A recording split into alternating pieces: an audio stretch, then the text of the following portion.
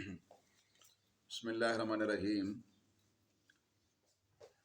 فدیے سے متعلق ایک مسئلہ سماعت فرما لیں کہ جو شخص اتنا بوڑھا ہو اور کمزور ہو کہ اس میں روزہ رکھنے کی طاقت نہیں، یا اتنا بیمار ہو کہ آئندہ ٹھیک ہونے صحت مند ہونے کی امید نہیں ہے، تو بہرحال وہ روزہ نہ رکھے۔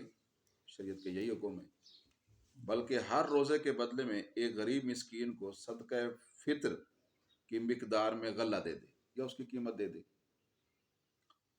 یا صبح شام پیٹ بھر کر ایک روزے کے بدلے میں ایک مسکین کو کھانا کھلا دے۔